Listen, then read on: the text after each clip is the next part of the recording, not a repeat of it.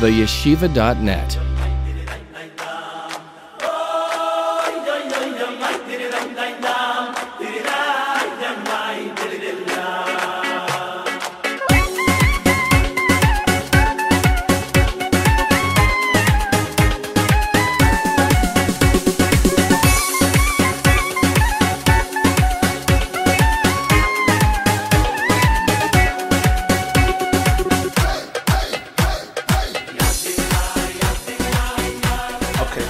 Bit of a different style shir this morning.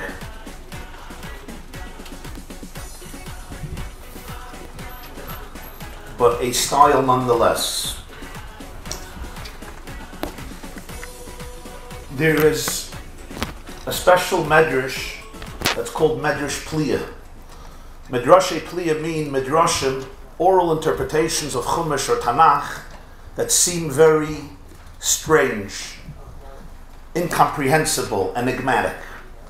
The opening of Parshas Lech Lecha has such a Midrash Pliya. And it's your first source sheet, it's your first source in the source sheet, Midrash Pliya in the beginning of Lech Lecha. Imri na achoisi ot. The Torah in the opening of Lech Lecha tells the story that Avraham Avinu and Sarah come up to Eretz Yisrael, and soon there is a major famine. There is a hunger, and they are forced to descend from the Holy Land to Mitzrayim, to Egypt, in order to find food. Of course, on the way to Mitzrayim, as they approach the country, Avraham turns to Sarah and he says, "We know the Egyptians. Hinei no yadatik yishi asmarat. I know that you're a beautiful woman, and I'm frightened. What am I frightened of? When they discover that I am your husband and you are my wife, they will murder me so that they can abduct you and enjoy you. Imrina achoisiyot. Please tell them that you are my sister, you're not my wife. L'man yitav li ba'avurech v'choisa nafshe b'glolech. I will benefit, I will survive, I will live, because they don't have to kill me in order to take you, because I am not your husband. I am your brother. On the contrary, they'll want to impress me and reward me and glorify me, so I should be able to give them my sister." We all know the end of the story. That's exactly what happens. Avraham claims that she's his sister, not his wife. They abduct Sarah and they bring her to Paroi. They feel Paroi would enjoy this extraordinary woman. Hashem plagues Paroi and his family, and he discovers something is truly amiss. He lets her go, he rewards her, he compensates Avraham and her for the agony, and sends them off as a wealthy couple. That's the story. Comes the Midrash and says on the words, Imri na achoisiyat, please tell them you're my sister. Mikan, from here you learn, sheshoichatin lechoyle b'Shabbos. They are allowed to slaughter on Shabbos an animal for a sick person. From here you learn it. Now this is what you call a Midrash Pliya. What is the connection between Sarah telling them that she is his sister to slaughtering an animal on Shabbos? Shchita, slaughtering, is one of the labors that are forbidden on Shabbos. It's one of the 39 avos malachas, prototypes of work that are forbidden on Shabbos. When there's a chayla, when there's a sick person, if you need it to save his life, even if it's a doubt, even if it's very doubtful, nonetheless, you're allowed to do it. You're allowed to desecrate Shabbos to save a life, as you're allowed to desecrate almost all mitzvahs in the Torah or sins in the Torah to save a life. But the Midrash says, "Mikan sheshoichatin l'chayla b'Shabbos."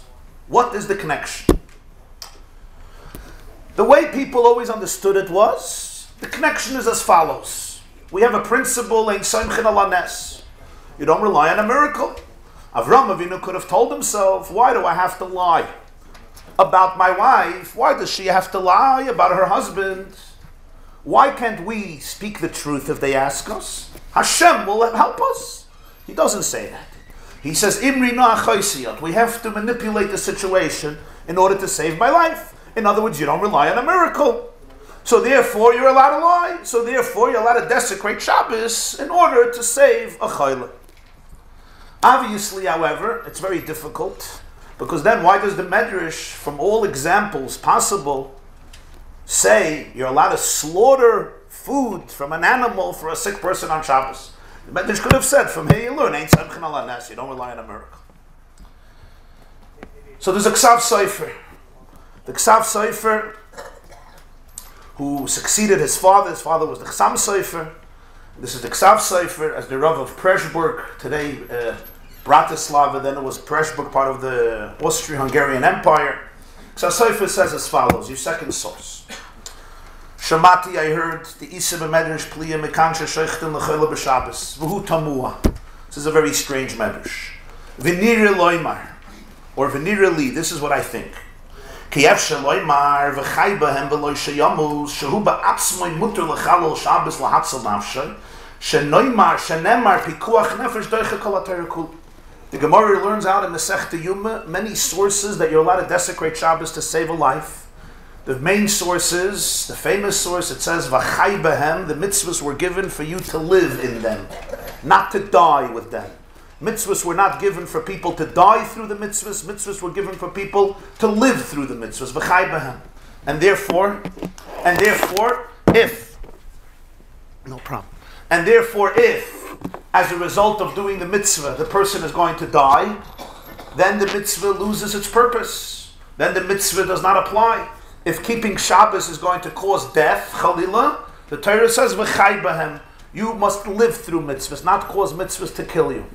If a mitzvah is causing the death of somebody, the killing of somebody, the passing of somebody to die early, then a mitzvah doesn't apply. V'chai b'hem v'lo sheyam. Says the Ksav Sofer, this teaches the person himself. I am allowed to desecrate Shabbos to save my life.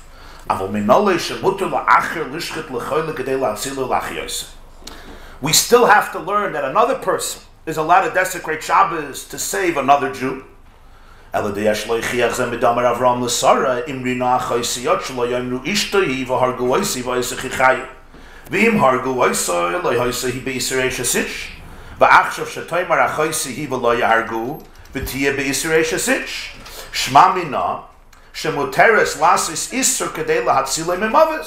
Ve'hein divrei ha-medrash mekansha sheichetin l'choyle b'Shabbos kanal mishum b'koach nefesh.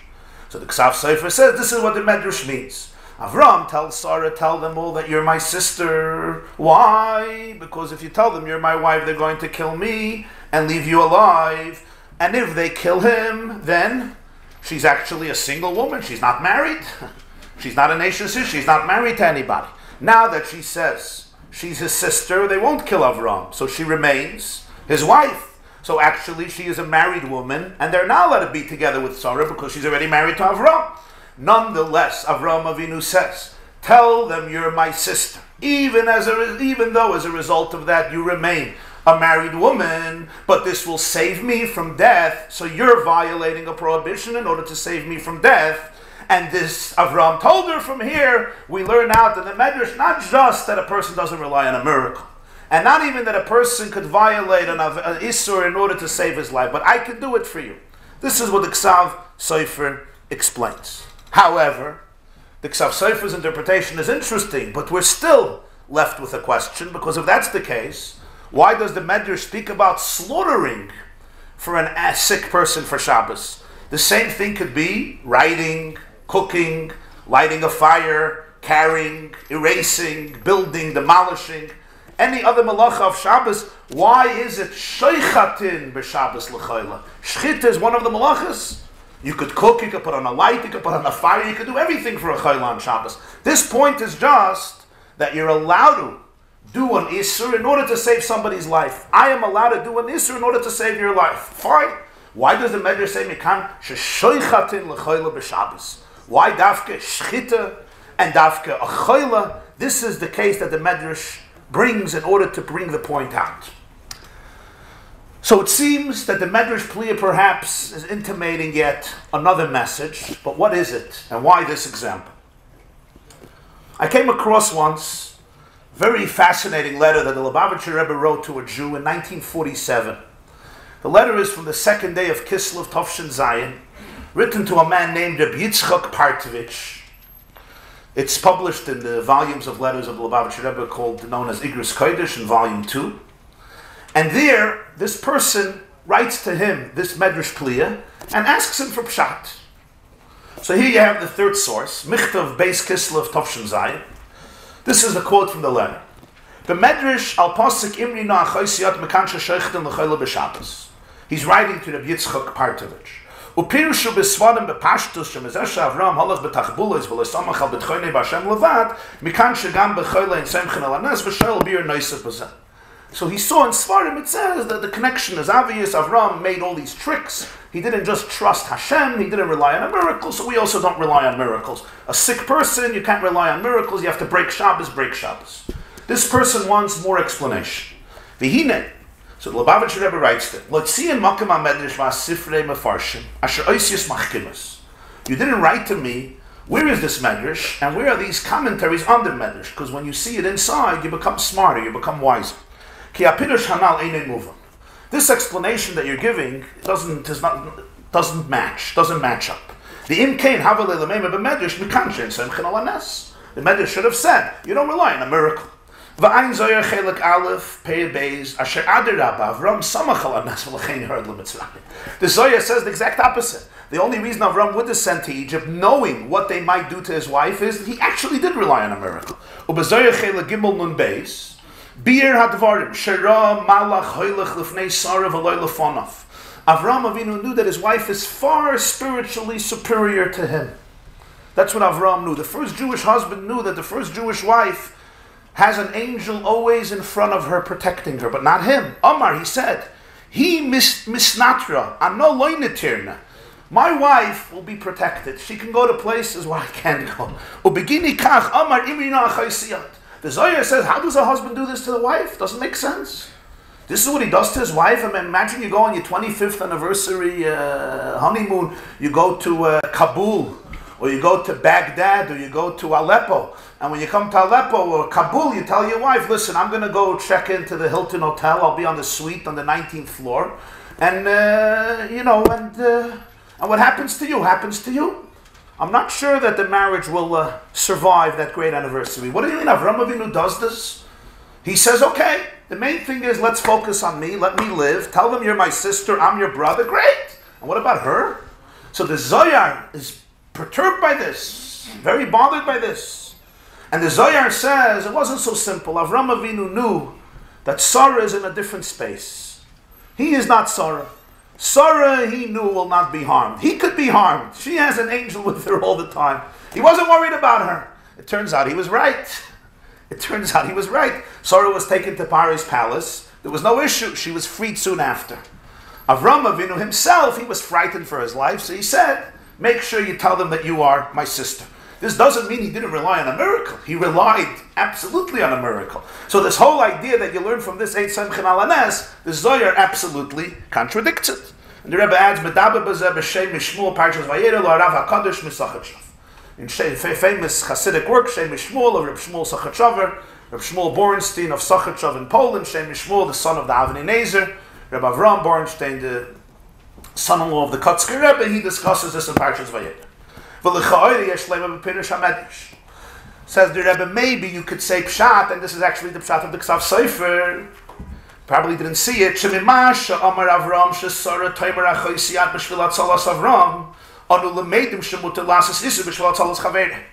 the fact that Avraham said to Sarah, you tell them you're my sister in order to save me, you learn that you're allowed to engage in an Isser, do something prohibited, in order to save your friend. It's not just you don't rely on a miracle. It's a halacha, you're allowed to transgress in order to save somebody else.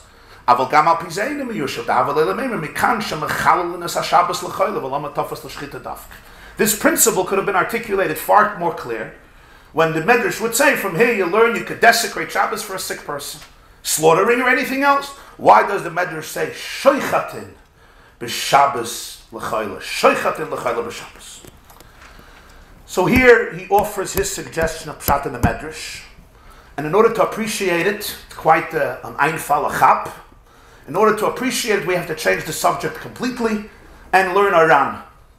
The next source is Aran, Rabbeinu Nissim, in Yuma Daf Dalet. It's not in Yuma Daf Dalet, it's the Ran. In the pages of the Ran, it's Daf Dalet.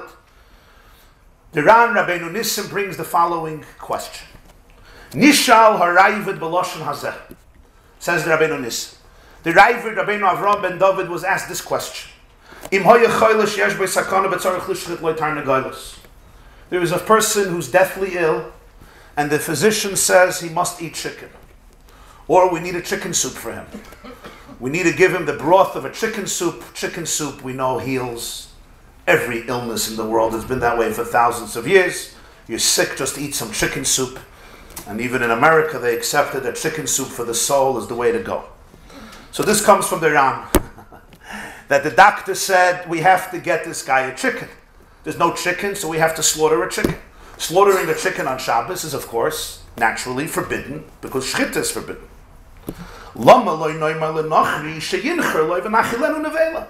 So they asked the Rabbi, instead of getting a shaycha to slaughter the chicken, it's going to be a kosher chicken, why don't we just ask a non-Jew to kill the chicken? That's what nechirim means, just kill the chicken, which of course would make it a non-kosher chicken. It would be called an avela. Because even a kosher animal or chicken that's slaughtered in a non-kosher way or killed in a non-kosher way is called an avela, even though it's technically a kosher animal. Why do we gain from this? She'ein ba ela isur lav, v'loi nishchait v'nidche Shabbos yesh ba'isur skila. Gewaldige question. To eat something non-kosher is not punishable by death penalty. Somebody who eats chazer, somebody eats pork, somebody eats horse meat, somebody who eats treifa chicken, somebody eats treifa steak. It's a lav. You're not allowed to eat an avela. You're not allowed to eat a non-kosher animal. If a person does it willingly, with witnesses, with warnings, with all the issues, there could be lashes. But there's no death penalty ever.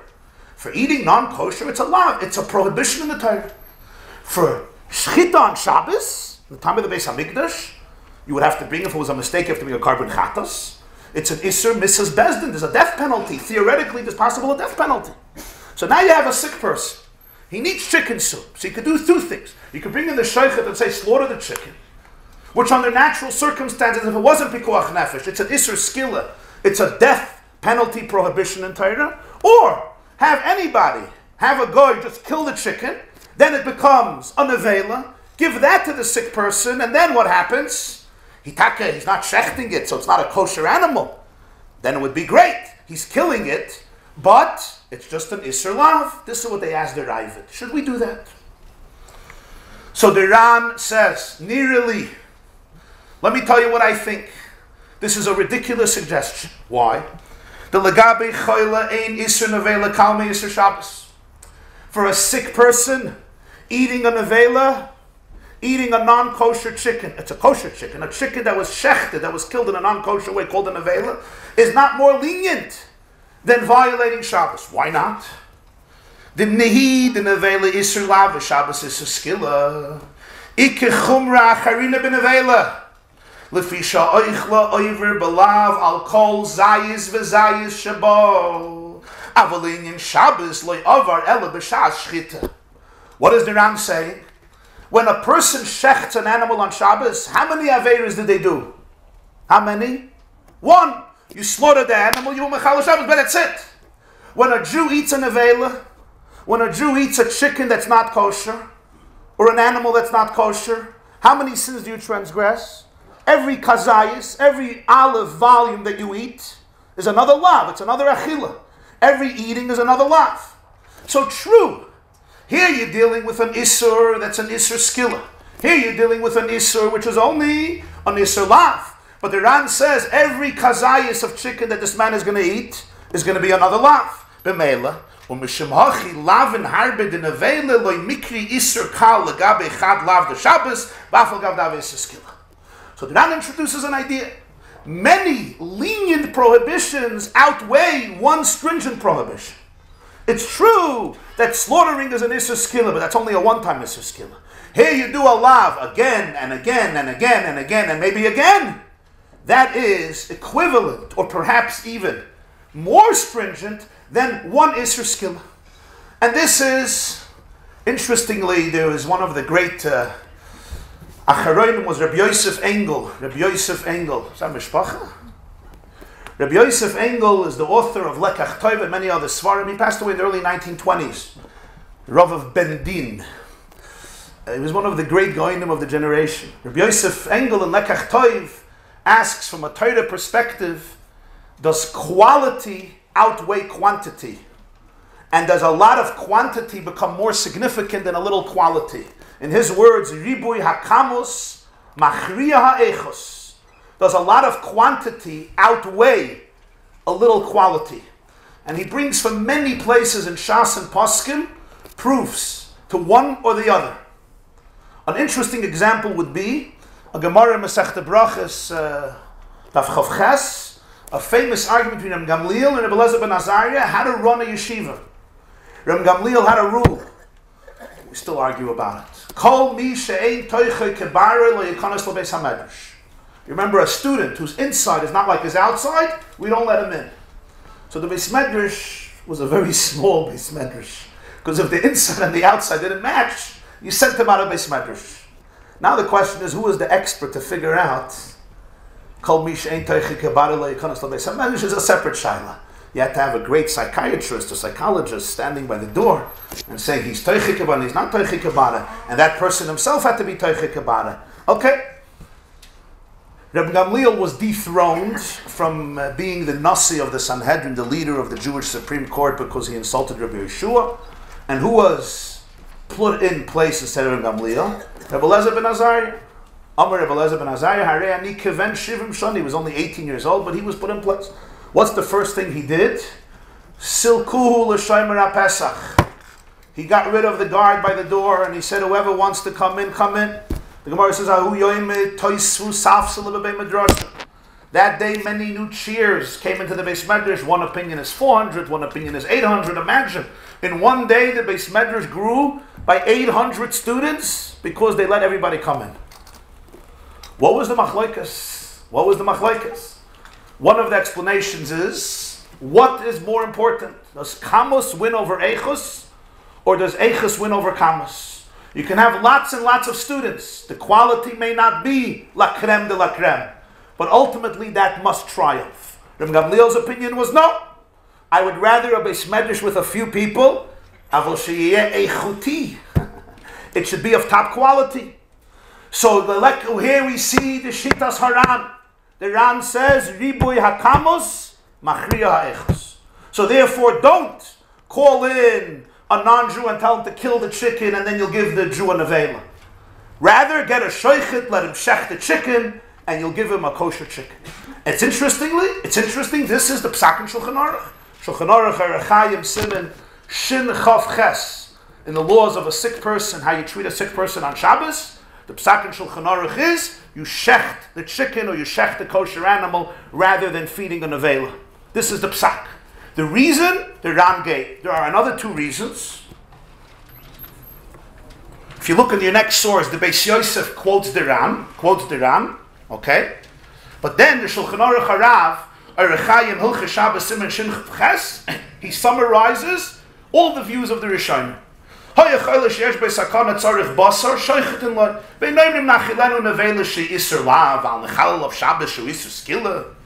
should you shecht? Don't shecht. Let somebody kill the animal, and then just give him a nevela, much better. So, the Shulchan Aruch Harav of the Balatanya brings three reasons. One is the view of the Ravid, the second is the view of the Ran, and the Beis Yosef that we just saw, and the third is the view of the Rosh. The first is, HaShabbos nitcha litcha kvar ba'avaru b'bishul. You were ready anyway, overriding Shabbos. You have to cook. You're giving him a raw chicken. You have to cook. To cook, you have to light a fire. So you're lighting a fire, you're cooking. That's what the Ravid says, shecht. You anyway have an Issa skill. Okay, others question, what does this mean? Well, you have to have another Issa skill. You have two Issa skill, you have to have a third Issa skill. At least one, do a lav. That's what some ask. So that's why he says, there's another reason. Shebenevela oiver al kol kazayas v'kazayas. As you know, this is the Rabbeinu Nissa. By a nevela, every kazayas is an Issa. V'afilu k'she'oichel pachas v'kazayas yeshisa ben atayra. And even if you're giving him chicken soup, and he's eating less than a kazayas, chatzi shir, we paskin, machlekes Rabbi Yochanan and Rish Lakish, we paskin chatzi shir, osum in atayra. You don't get a punishment when you eat tray for half a kazayas, but it's prohibited. So if that's the case, every little soup that he eats, or chicken, it's an isur min atayra. One isur, another isur, another isur. V'chol achila v'achila. In every act of consumption. Mashenkin b'shchita, ene oisel isur echad afal pishulchan. It's one isur. It's stringent, but it's one. Here you may have 20, here you have one. In quality, this one is much more stringent. In quantity, the lenient one is much more. So the Psak in Shulchan Aruch is, Quantity trumps quality, no pun intended, and you shech the chicken. Maybe it does have a connection. V'oit, a third reason, this is the reason of the Rosh. Shema yiyah ha'choyle kotz ba'achilas isur v'yifrish v'yistak. It's the Chayid. This is a Jew. You come to him and you say, here, eat it, and it's an avela, he gets disgusted by it. He'll be disgusted by it. And on the contrary, he says, I'm not eating it, and he'll die. That's the problem, the Rosh says. Give him a kosher shtickel chicken. He's a Jew. He's sensitive to these things. Somebody slaughtered it on Shabbos, but that's not in the chicken itself. That's the way it was prepared, the time it was prepared.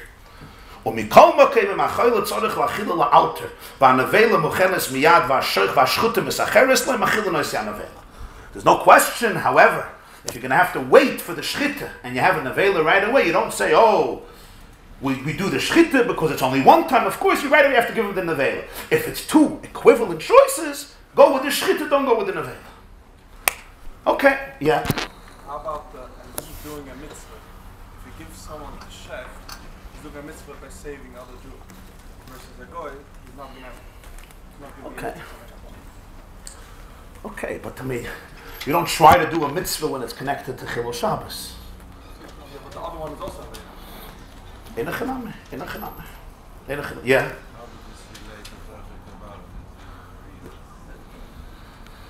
No, I was connecting it that you have students who are top quality, but the quantity is going to be compromised. The halacha takazak Rebbe Lezer. Rabbi Gamliel was proven wrong. It says they showed him a dream. Rabbi Gamliel was very upset. He says 800 students I threw out of the Beis Midrash. He felt guilty, so he had a dream that night. And the dream, they relaxed. They relaxed him. That it only looks white, it's not so geschmack. And the Gemara says, V'loihi. He was really wrong. Just Hashem wanted Rabbi Gamliel shouldn't feel so guilty. So, Ribuy HaKamos Machriya HaEchos.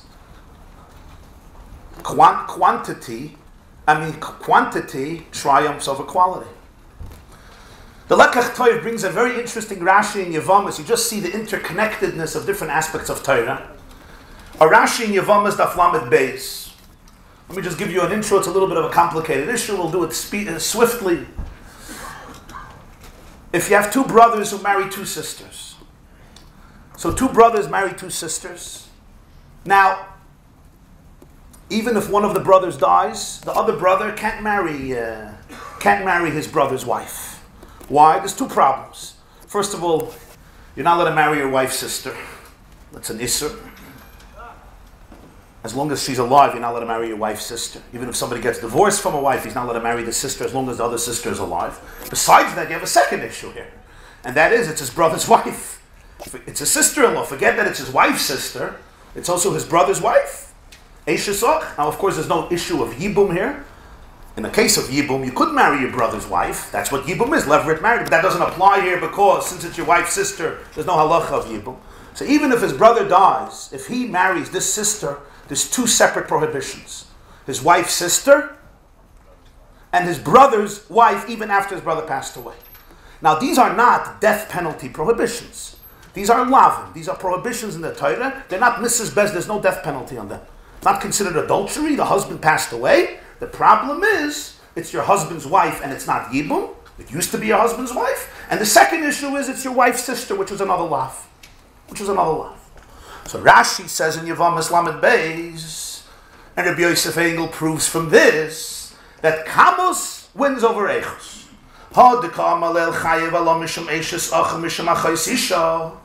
When the Gemara says, Rabbi Yosef holds, that you're liable for two prohibitions. One is, she's the wife of your brother. One is, she's the sister of your wife.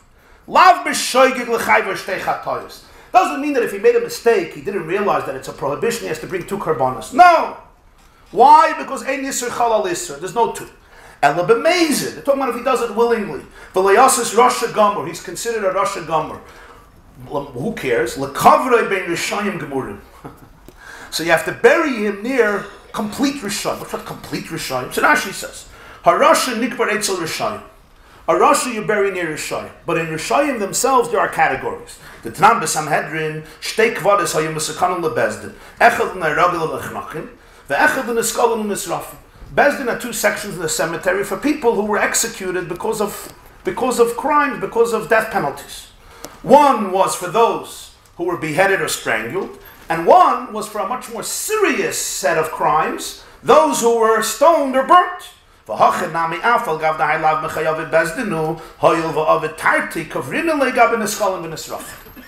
Rashi says that's the Chiddush, that even though here he did two things, he did one thing, and both of them are not connected to the death penalty. So why would you put him in the cemetery with those who are Niskolin and Nisrafin? But Rashi says, Hoyel Vavatarti, since he did two things, even though it's only Lavim, so what happens? He goes into the category of the Niskolin and the Nisrafin. So here we see again the principle that the quantity of something, even if it's because it's numerous times, even though it's much more lenient, nonetheless, it puts him into the category of the Rosh Gomer, not only of Ne'erogin and Nechnokin, but Niskolin and Nisrafin, because it was two of the same Isur, Eishes Ach, and Achos Ishtar. Okay. Where is disconnected to our discussion? But the summation here is, we'll see in a moment, but the summation here is that the Ran taught us, and that's the halacha, that many lavim are as equally serious as one stringent Isur Skila, and you actually choose the latter rather than the former. Now, turn over your page. Let's learn a shtickle Rosh on Parshas Lech Lecha. Pirush HaRosh Al HaTorah Lech Lecha Rabbeinu Asher, and the same commentary you could find in the commentary of the Riva, and similar in the Das Kenim of the Balei HaTosfos. Asks the Rosh, I don't understand the whole story. Avraham comes down with Sarah. He says, you're beautiful. They want you. What are they going to do? They're going to kill me in order to be able to take you. Asks the Rosh, why? Why do they have to kill me in order to be able to take you? What's his problem? What's the question? Avraham is afraid they're going to murder him in order to be able to abduct and take Sarah, because they know that she is his wife. So do me a favor, tell them you're my sister. But 1 second. Why do they have to murder Avraham Avinu in order to take Sarah? If they have the power to kill him, because it's the king, it's the regime, it's the mafia, whatever it is, whoever you have, Islamic Brotherhood in Egypt, I don't know who functioned then in Mitzrayim in Egypt, whoever it was, Al-Sisi or the Al-Sisi of the time, Para, if they have the power to kill him, they probably also have the power just to take Sarah. So that's what the Rosh says. I don't understand. What's the issue? Why does Avraham have to say, let me say, I'm your brother and you're my sister, so they won't kill me? If I say the truth, they're going to kill me. Why? Because they want you. So if they want you, they'll take you. I won't be able to stop that anyway. What am I going to gain? So the pshat is, the Rosh says, that it's uncomfortable for them to take a married woman. They don't want a married woman. That's why they're going to kill me. If I say, I'm your brother, you're my sister, you're not married, so they don't have to kill me. Asks the Rosh, why are they uncomfortable to take a married woman? Because they're morally sensitive, yeah? So they're not morally sensitive to murder?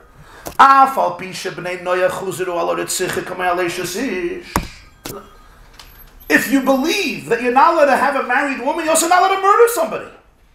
So Avraham Avinu says, I'm frightened they're going to kill me. Why? Because they want you. Why do they have to kill me to take you? They don't want an Eishes Ish. Why not? It's adultery. And murder is garnished. So you'll murder somebody in order to kasha your Eishes Ish. That's strange. Strange thinking. What is Avraham Avinu thinking? Elamai, you say they don't care about anything. They don't care about murder. They'll murder me. So what do they care about Eishes Ish? They don't care. So they'll take you. So what do you have to lie? Says the Rosh. An interesting answer. Lefi shetayvus arayis b'chol yoyim. The craving of promiscuity is every day. U'b'chol shah yeh kosha aleim lavay aleh b'isr. Every time this Egyptian tyrant is together with Sarah, every time, it's a new isser of Eishes Ish. Aval chet harige yeh lefi shah. Killing him is once. V'nekel hoya beineim laver alav. So Avraham thinks how their perverted mind thinks. I could do a sin that is a horrible sin, but it's a one-time chance. Next, I go Sunday, I'll make a confession and all is good. Or if they take her and they don't kill him and they know she's an Eishes Ish, every single moment it's a new Issa. So Avraham Avinu said, what are they going to choose? They're going to choose for sure the former. They're going to murder me, so now it's all good. It's all kosher. She's not married. Rather than keeping me alive and not engaging in murder, but every moment, every single day, again and again and again, it's a new Issa of Eishes Ish. That's what he's thinking, and that's why he says, I have no choice. Please tell them that you're my sister. This is how the Rosh explains the story. Noch besser. Noch besser.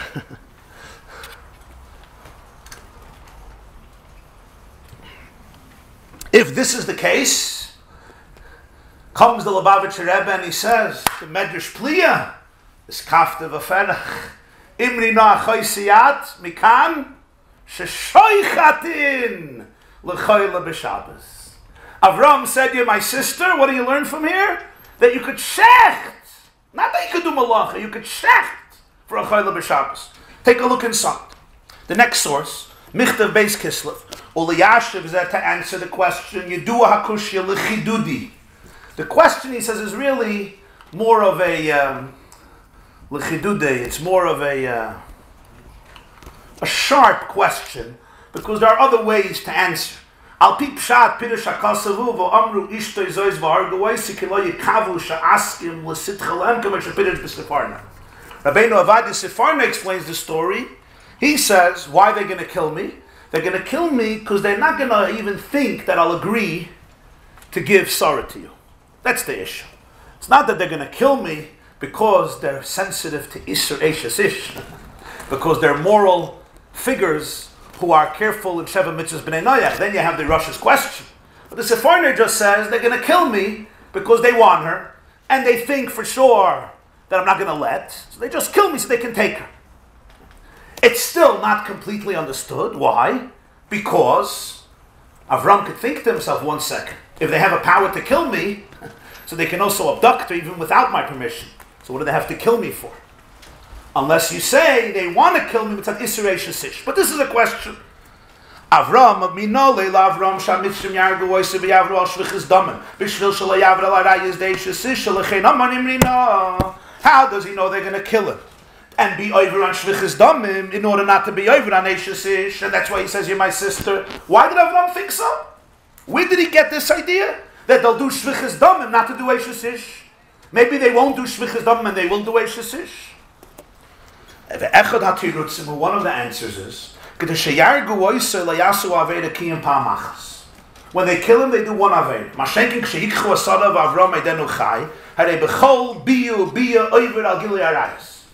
If Avraham is alive, every time there's a biyah, there's an intimate relationship, there's gilui arayis, adultery. The loimed the Midrash going double chayla. So the Midrash learns out from this, since Avraham had to tell Sarah, say you're my sister. Why? Because if you say you're my husband, my wife, they're going to kill me. Why are they going to kill me? Why are they going to kill me? Because they don't want to do an Eishes Ish. So why are they going to ready to murder? The answer is because murder is a big sin, but it's once. And Eishes Ish is every single time. So they would rather do the one sin that's once and not have the issue of numerous sins again and again. So the Mela, what do we learn from this by a chayla? Asher shoichet in the chayla b'Shabbos. Ve'ein noimrim nachilenu nevela v'hatamhu al derech hanal sheve nevela even al kol kazayas v'kazayas mashekin b'shchita and yoisel iser echad ram huva b'shulchan aruch ad marazokin al Shabbos. So therefore, mikan from here you learn out shoichet in the chayla b'Shabbos. Why you don't say Isser Nevela, give him a Nevela, because there the Isser is going to be happening every single time again and again. Every Kazayas is another Lav, but here it's going to happen only once with Shchita, and therefore choose Shchita Mikan Sheshoichatin L'Choyla B'Shabbos. Now the obvious question a person asks is, 1 second, we're learning, Pare learned Ran, Pare learned Rabbeinu Nissim, Pare learned the Beis Yosef, Pare learned the Taz and the Magen Avraham. The Magen Avraham says, by the way, that even if it's an Isur D'Rabbanan, even if the Nevela is only a Nevela Midirabbanan, you still shouldn't do it. In other words, that's how much it goes. Many Yisurim D'Rabbanan could be as serious as an Isur Skila. That's what the Magen Avraham writes in Simon Shin Chav Ches. The Ran learned Magen Avraham, the Pare learned Magen Avraham, Pare learned Ran. We're making this limud, Mikan Sheshoichet and L'chayla, the Ran learned this halacha from Pare. Of course, the pshat is, it's not from Pare. It's from the way Avraham thought about Pare. It's Avraham's shear. Avraham is explaining to Sarah how he thinks the behavior of the Mitzvah is going to be. In other words, in their minds, what's considered more moral and less moral. It's how Avraham is touching up what's morality in his mind in their behavior. So from here we learn Mikan Sheshoichatin L'chayla B'Shabbos. Step one. Here, however, there's a big problem. What's the problem? What's the problem? Anybody sees a big problem here? L'cha'ira, the two are completely disconnected. Why? By Paroi, both Avedas are an Isser Misa. Eishes Ish is an Isser Misa. Adultery is, one is liable by death penalty. And Shlichus Dam, and murder is an Isser Misa. It's both an Isser Misa. So it makes sense. You have two sins that are equivalent in stringency. Both, one is liable for the death penalty, adultery and murder. So you say, I could do this sin once, and I could do a similar sin on the same level 100 times, or 1,000 times, or every day could be 1,000,000 times. So obviously it makes sense to choose the one-time sin, rather than the same level of sin that you're going to be doing again and again. By a chayla, that's not the case. By a chayla, the Isur Shchita is an Isur Misa, it's an Isur Skila. The Isur Nevela is an Isur Lav. Could you really learn from Avram's Cheshbon with Paroi to this situation? This doesn't make sense. You understand what I'm saying? It's not. Fakir, the other way around. You could say, by Paroi, of course I understand why he'll murder Avraham Avinu. I know why the Egyptians will murder Avraham Avinu. Because what's the alternative? The alternative to murdering him is what? Eishes Ish. Eishes Ish is the same level of an Isur. It's an Isur Misa. But this I'll be doing once, and this they'll be doing hundreds, thousands of times. Of course, do shvichas damen. Here, what's the alternative for shchita that you're doing once? Not let's say writing on Shabbos, or cooking on Shabbos, or lighting a fire on Shabbos. Then you would be able to learn it. Do shchita, don't light a fire. Do shchita, don't cook. Here it's shchita versus feeding him a nevela. A nevela is only an isur lav. So you could say, of course you should do the nevela. You may be doing 30 averis, but it's 30 lavin. How do you know that 30 lavin is as stringent or more serious than one isur skilla? You can't learn it mikan. You can't learn it from para. Yeah, but you said that the Ran said even on isur to Rabbanan, even if it's a lav the Rabbanan. No, the Ran doesn't say that. No, not the Rabbanan. No, the Magen Avraham just says this halach is also ben isur Rabban. But that could be because of the rush, a Jew gets disgusted with the food. You understand? That's the problem. The Ran tain is because it's a lav. It's a lav. Now, if you say it's even an Isur Rabbanan, that only makes the question stronger. You're going to learn now that you could do many Yisur Rabbanan. You would think that you could do many Yisur Rabbanan, and you're learning out that you can't. Why? From Paroi. You're making the question even stronger. If I can't. You understand? Even if you want to say you learned it from there. The other way around. For sure not. Paroi, I understand why you murder. But you're going to tell me what? Not to do many Yisur Rabbanan and do one Yisur Shchita because of Paroi? There's no limud here. There's no mikan. The Einfall is a sheina Einfall. But Eina Nidin Daimel Araya. It's not the same situation. You want to ask something? Still Shechtin. The conclusion was Shechtin. The conclusion was the other way. You would have the point. The conclusion is Shechtin. It's a power. Mikan Sheshoichatin.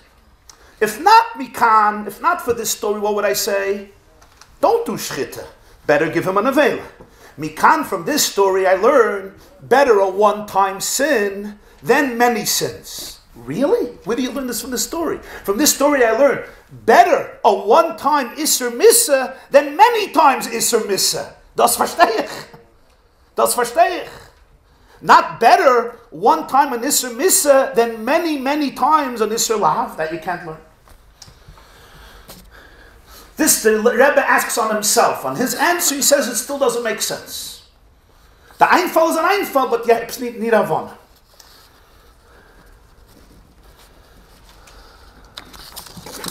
So here, he introduces another two ideas, which I'm going to do a little swiftly, but you'll chap, which answers this issue.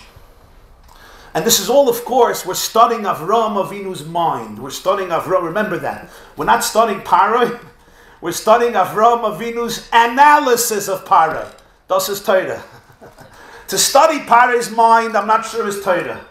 To study Avram's analysis of Paroi's mind, that's a Torah Shleim already.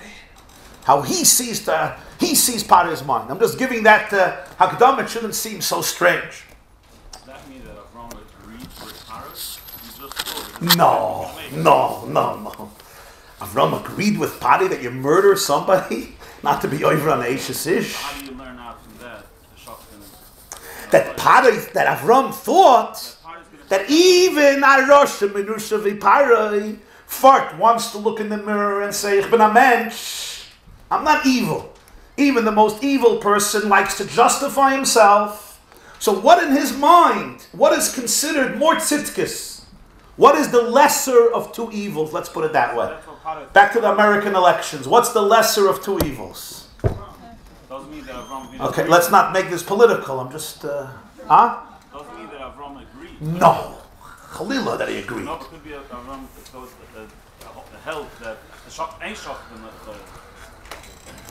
Okay, but since this was his cheshbon, that when a person wants to be more of a tzaddik, more of a righteous person, this is what he's going to choose. Doesn't mean that's correct. It's not correct because you should do neither Aveira. You should do neither. But the question is, which is considered the lesser of evils? Shvichis damim or Eishes Ish? So by Paroi or by the mitzvah, but oiskumen, right? We still learn from the mitzvah. Yeah. Yeah, in other words, the way he understands what is more moral, relatively speaking, of course. We don't mean that it's moral, relatively speaking. So go now to your next source. If you can go to your next source, please. There's a Gemara in Sanhedrin. We'll go to this source afterwards. Sanhedrin Daf Nun Ches Amud Beis. Now, at first glance, these are obviously very sensitive halachas, but as you know, Torah, Loi Bashamayim, Torah speaks to real people in the real world, and that's the glory and the beauty and the truthfulness and the earnestness of Judaism. Sanhedrin Daf Nun Ches Amud Beis, a quote, Amar Rava, a little intro. When Adam comes to Chava, the pasuk says, Al Kain Yaziv Ish Es Aviv Es Imoy V'Davak B'Ishtoi V'Oyla Basarech. A man lets go of father and mother and cleaves, dveikus, V'Davak, cleaves to his wife, and they become one flesh. What's Pshat V'Davak B'Ishtoi? So here I want to show you, you have a Gemara. At first glance it seems that it's a technical halacha about intimate issues. Inyanim of tznius. And yet, you'll see a Rashi. And this Rashi, I'm not going to call it a farvorfene Rashi. It's not a farvorfene Rashi. It's a Rashi in Sanhedrin Daf Nun Ches. Somebody once, there was a yeshiva bach who told Rabbi Chatzkel Abramsky. Rabbi Cheskel Abramsky was the author of Chazoin Yecheskel. And he wrote many svarim on Tosefta, on Braisa, which is a unique limud. Most people are not into Tosefta. Chazoin Yecheskel. He was a great gun. He passed away in 1976. The Chatzkel Abramsky. So, is there a resonance there? So somebody once tells Reb Chatzkel Abramsky, he says, Seda epis afarvorfen Tosefta. You know what a farvorfen means? There's a cast, there's a Tosefta that's cast away. It's farvorfen. So he says, ne.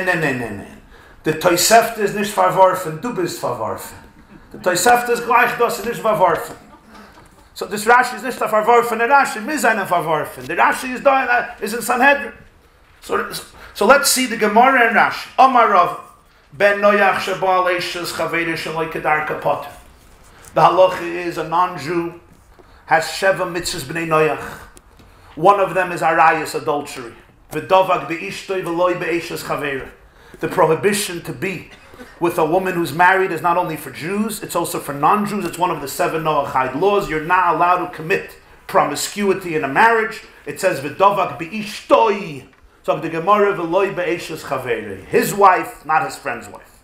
Comes Rava and says, a non-Jew, a Noahide, who was together with his friend's wife, another person's wife was married, shaloi kedarka, not in the usual fashion designed biologically for a relationship. Potter, he's exempt from a death penalty. He's exempt from a penalty. My time? Why?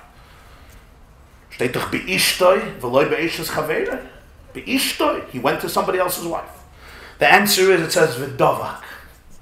V'dovak be'ishtoi.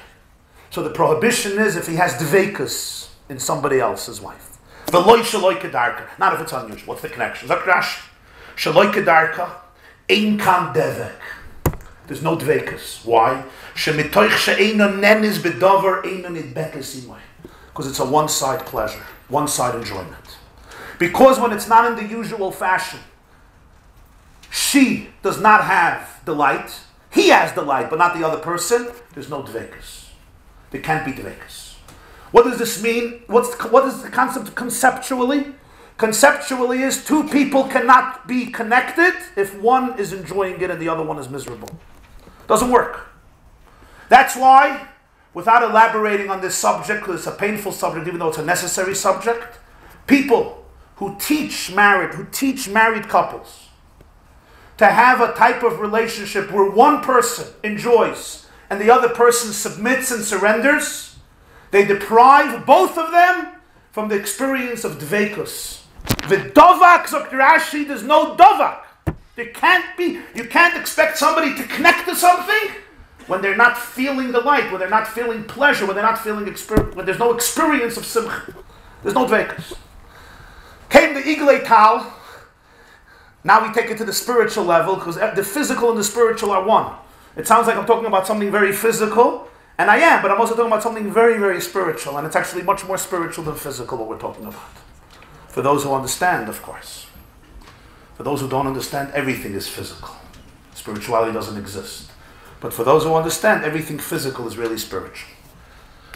So, the Iglei Tal, you know the Iglei Tal? The Iglei Tal is a sefer on Malachas Shabbos that was written by the Avnei Nezer. It's one of the great Lomdisha books on Shabbos, a yeshivish sefer that's still studied very seriously by anybody who learns Hilchas Shabbos seriously. It's a book on the Lamatas Malachas. It was written by the Avnei Nezer, Rabbi Avraham Borenstein, who was the Rebbe of Sachachov, wrote Shal Shuvas Avnei Nezer, was the son-in-law of the Kotzker Rebbe, was the father of the Shemesh Shmuel, as I mentioned earlier, of Shmuel Sachachov. In the introduction to Iglei Tal, the Avnei Nezer brings this Rashi to explain how you have to learn Torah. He says some people make a mistake and they teach their students or their children, don't enjoy learning. The main thing is just learn. You don't enjoy, even better. Don't enjoy learning. Don't have anno, don't have time, just learn. And when people don't understand the concept fully, they can't have pleasure. You know, sometimes in our yeshiva systems, you have 18-year-old boys learning Gemara all day. Rashi, Tosfos, Rosh Rif Rambam, Marsha, Maram Shif Rashash. Of course, Rashba, Ritva. Of course, Rambam, but then of course also the Achronim. They're learning Ksav Mishnahs, and they're learning Shagasarias, they're learning Tzosin and the Sivis, and of course Chidush Reb Chaim Alevi, and Berche Shmuel, and Chidush Reb Shmuel, and Chidush Agranat, and all the great Svarim. There's only one problem. The boy does not know yet how to learn Mishnayos. It's not so funny. So he's sitting 11 hours a day or 9 hours a day. He's expected to succeed and love it. He can't love it. Because nobody had the honesty to look him or his father or his mother in the eyes and say we have to go back to Aleph Beis. There's no such a thing somebody doesn't appreciate learning. I still did not meet a person who doesn't appreciate learning. They don't appreciate ignorance. When learning is ignorance, of course they don't appreciate it. So the Iglei Tal brings this Rashi. He says with Torah you have to have dveikus. And dveikus can't be one-way enjoyment. Dveikus must be two-way integration, synthesis. That's what intimacy is. Intimacy means v'davak. So lahalacha, v'davak be'ishtoi v'loi be'ishes chaveira. If there's something that's not dveikus with eishes chaveira, it's not an isur sheva mitzvahs b'nei noach. There's no death penalty. Because there was no dveikus. You may have had an enjoyable time. You didn't become one with anybody. By having somebody in a connection with me where they're not enjoying it as much as I'm enjoying it, there's no dveikus, there's no oneness. A little Rashi that could save many relationships. A little Rashi that could save many marriages. How Torah looks at the word dveikus. And this means dveikus with your spouse. It means dveikus with Torah. It means dveikus with yourself. And it means dveikus with Hashem. If there's a one-way enjoyment, there's no dveikus. This doesn't mean that when a person is not in the mood, they shouldn't learn. A Yid came to the Tzemach Tzedek and he said, Rebbe, I don't have a cheshek. The Tzedek said, petach. In other words, there's a gewaldige, there's a tremendous quality in life when you transcend your mood because you're loyal to the relationship. But you're loyal to the relationship. You don't feel it's betraying you. It's repressing you. It's torturing you. So what do we learn from this Rashi? That by a ben noyach shaloi kedarka, there's tremendous enjoyment, but there's no dveikus. Because the other party is not equally uplifted, is not equally inspired, is not equally invigorated. Okay? Granted. Rabbi doesn't say it's mutter. Rabbi says potter. Potter, there's no death penalty. There's no harige for a ben noyach to do this. A Jew is not allowed to. It says mishkevei isha is even shaloi kedarka. That's the previous Rashi, Sanhedrin daf samach vav. This is by a Jew. Umeisu gam shneim. So Rashi, Sanhedrin. The Gemara limiyute ma'aser chidudin. What's gam shneim? Gam. We exclude from a death penalty. Ma'aser chidudim is an act of stimulation that doesn't involve a relationship. So Rashi, I'm just going to read it. Mechade do maksha evore b'psare b'chutz dehu nene v'hi einem nenes lahachik siv shneim shiyu shneim shavim nene. A person stimulates himself using the other person, but there's no second ano. It's not a chiyuv misa. Miu shaloi kedarka afal gav dehi einem nenes me mishkevei yisha is rabbi l'chiyuv. A Jew is not allowed to mishkevei is plural, but by a ben noyach yipater. Now look at Tosfos Sanhedrin und Zayin. Frek Tosfos v'hodam b'sei perikam de Baba Basra daf Zayin. Oisei yom avar oisei rosh chamesh averes bal naramu ros afal gav deloi nitztavu dover mechuarhu. The Gemara says that the concept of nara hamurasa, Sanhedrin nun Zayin, doesn't apply to an Jew. What's a nara hamurasa?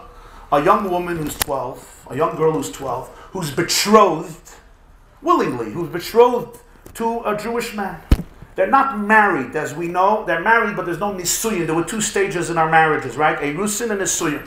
Erusin is betrothal, but they still didn't live together. Nisuyin is they went together to one house and started to play house. So the concept of nara hamurasa by a Jew is very serious, because once the woman is betrothed, she's married. So therefore, if there's adultery, it's adultery. By a ben noyach, it doesn't apply, because nothing happened. What was it? He put a ring on the finger and said, Hariyat Mukadeshes. That's not called marriage by a ben noyach. So therefore, Frek Tosfos, the Gemara says in Baba Basra, that ace of that day when Avraham died, he did 5 sins. One of them was Ba al Naira Hamurasa. Esav had relations with a young woman who was betrothed. Frek Tosfos, there's no tzivui. And for Tosfos, Dava Mechuarhu. It's still grotesque. It's still ugly. Esav was a ben noyach. It's still ugly. We had here 3 sources. Let's now go back. Let's now go back to the letter and see how our last question is answered with one answer and then the last answer. So right before the source of Sanhedrin, you see there's 3 stars. V'hina yesh lahakshas. I'm back by the letter. V'hina yesh lahakshas. The 3rd paragraph on the page. Isur Misa. Pa'amachas vein machilin oisin devela shel Isur lav kam upon him. The beuvde da Avraham sheroitza lilmud menu ari shneim. Hein gilui arayas vein shvichis damim chiyuvim shavah b'misa. You remember the question? There's no way to learn Sheichet and L'chayla from Avraham. Over there, both are Misa. If both are Misa, of course Paroi chose Shvichas Damim, it's one time. How do you learn by a Chayla to choose Isur Shvita over Isur Neveh? We have the three sources from Sanhedrin. I'll go back to the Michtav Rabbi. Lubavitcher Rebbe writes back to this person. V'yesh loymar araya. Let me tell you what the proof is. Dehine, we're going back now to Avram's mind, analyzing Paroi. Okay? Dehine, gamba Avram. Let's go back to Avram. Minoli Avram sheyargu oisav yavru al shvichas damim. We're assuming that Avraham believed, that's what the Rosh says, the Rivah says, that Paroi has moral sensibilities. Even a low life, even a despicable behavior, somehow you rationalize stuff. That's how people live. That's in itself a lesson. People are always, I'm not that bad. I'm bad, you ever hear? I'm bad, but I'm not that bad. So Paroi is, I'm bad, but I'm not that bad. So Melis, Avraham says he doesn't want to do an Aveir every day, 10 times a night. He wants to do one, Shain Gemacht. I'll burn once and it's over. But she's free, she's not an Eishasish. So 1 second. Minali Avram sheyargu oisav yavru shvichas damim isur misa pam mechadei molit mi isur misa the gilui arayos, because he doesn't want to get gilui arayos. That's a death penalty. Sheva mitzvahs. V'adei yachil lavei Allah shaloi kedark. Paroi could take Sarah, have relationships in an unusual way. Shegam b'zenen, his enjoyment is fully. How does the Rebbe know? Ein Rashi dibur amas chilam ayuti Sanhedrin samach vav amid beis. Rashi says clearly, it's his hana. Val ze einay nerag. On this you're not executed. Sanhedrin and ches amid beis. Ben Noach is parted from biyah shalai kedarka. So everything, Paroi could be a tzaddik. A tzaddik. Avraham is your husband. I don't kill him because I'm a great guy.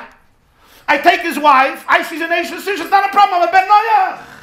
Paroi is the chalam de Noach. There's a Gemara in Sanhedrin. Rabbi said the Dog Leash. There's no dvekas. I'm enjoying, not her. There's no dvekas. It's fine. There's no isumisa. Why do you have to kill Avraham? You can have the cake and eat it too, and then not tell the person you're a tzaddik. Ela al korchach tzaddik loymar. So you have to answer. The kiva the gamba shaloi kedarka mechur adavar.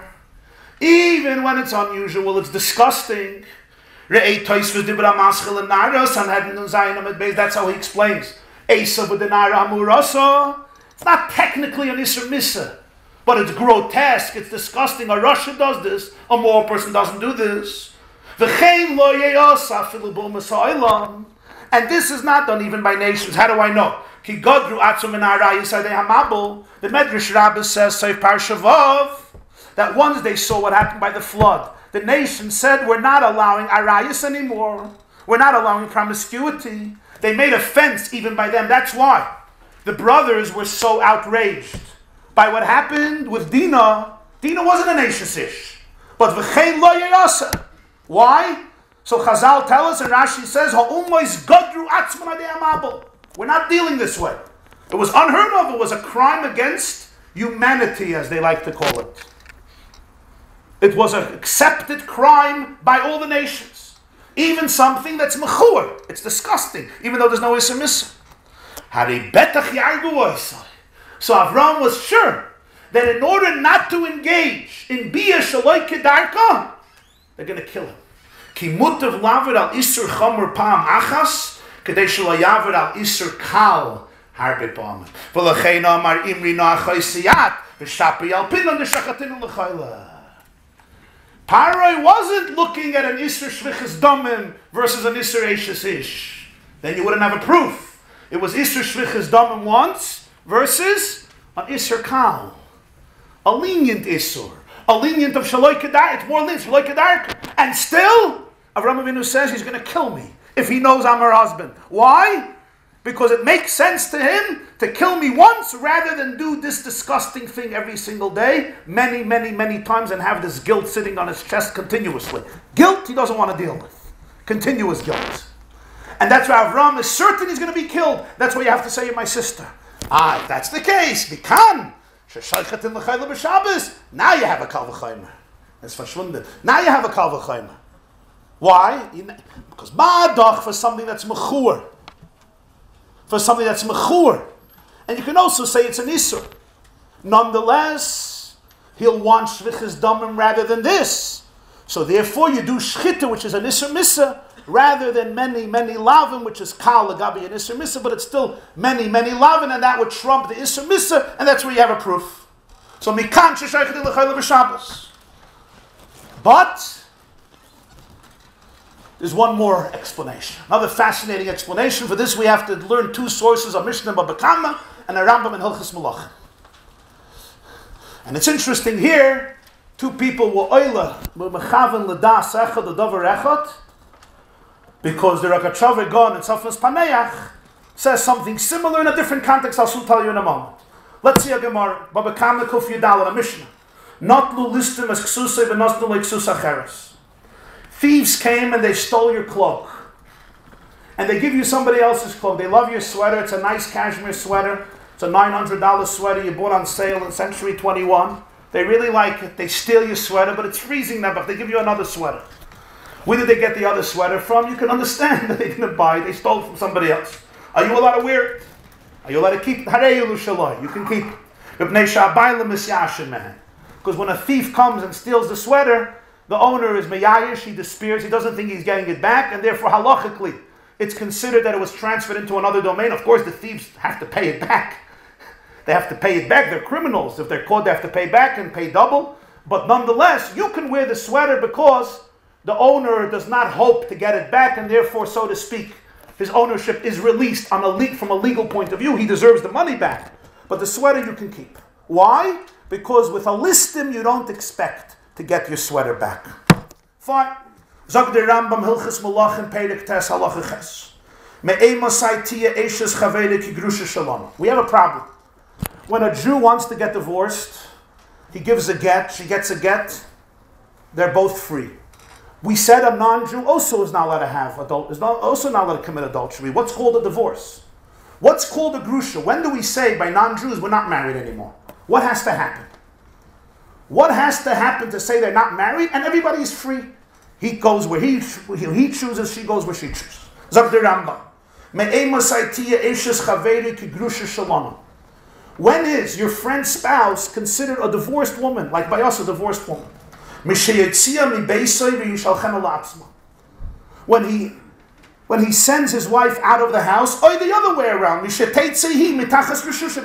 leaves the house. By non-Jewish marriages, you don't need a get, you don't have a guna crisis, you don't have any issues. He leaves, she leaves, he sends her out, she leaves herself. It's over. The marriage is over. The marriage, in other words, is defined by them being together in one space. The moment she leaves, he leaves, it's over. She'ein lo gerushin b'ksav. Ve'ein adavar toli boy bulvad. Don't think it's his decision alone. Don't think this is male chauvinistic. Alakozman sheyirtzahu he lifter zem is a person. He wants to go, go. She wants to go, gegezuntait. It's not about him. Whoever wants, it's over. By non-Jews. Halachik. Huh? Okay. No, we're not talking here. He's talking about din Torah in Shabbat Mitzvahs Bnei Noach. In other words, if afterwards she leaves the house and somebody else comes to her, it's not considered Eishes. She's not an Eishes anymore. She left the house. Nothing else has to happen. In other words, she chose, I'm not interested in this marriage, I'm out. Person, they separate. Based on these two sources, now come back to our question. And here, I open up for you a Tzafnas Paneach from the Rakachav Gon Rabbeinu Yosef Rosen. He asks a question. It says, Sarah was taken to Parai, and Hashem plagued Parai with many illnesses, to the point that the house was devastated. Hashem plagues him. In Parshas Vayera, there's a similar story. Avimelech takes Sarah. Hashem comes to him in a dream. And what does he say? How dare you? Vihi bu'ulas Baal. She's married to a Baal. She's a bu'ula. It means she's married to a husband. How dare you?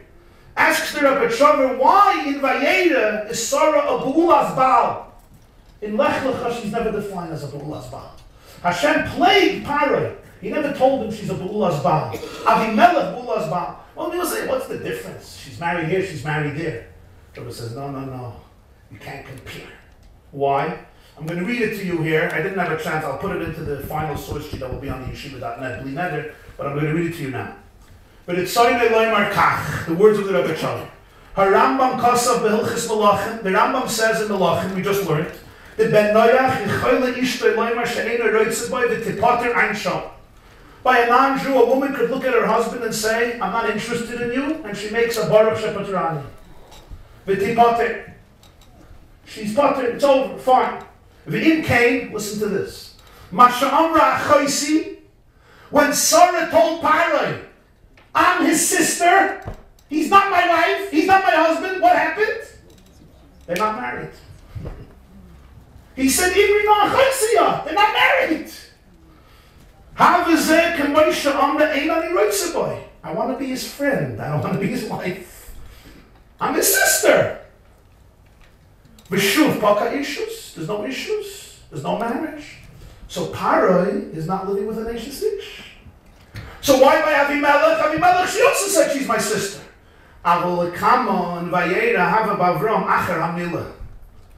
This happened before Avraham Avinu had a bris.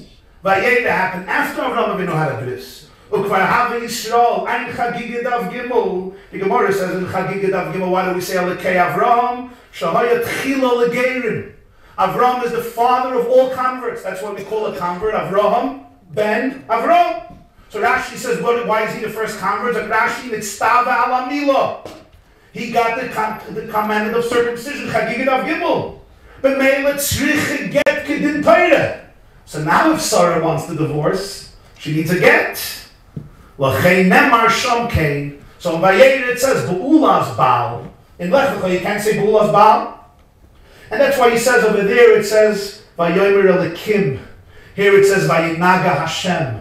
Elikim came to Avimelech in a dream. Here Hashem. He says, Elikim is Midas Hadin, Shem Din. Over there was a halacha, Sarah is married. Here it wasn't a halacha, it was B'schus Avraham. Vayinaga Hashem, not Elikim. It's a classic Tzafnas Paneach. He saw Beulas Baal, of course. Here Sarah wasn't married anymore. If this is true, what does it mean? So the Lubavitcher Rebbe was mechavan the same word like the Tzafnas Paneach. So he says as follows, the last piece of the letter here. The second to the last paragraph on the bottom. Another way to answer.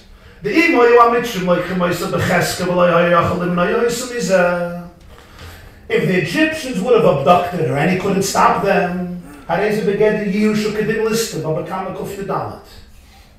they're listed, they're thieves, they're robbers.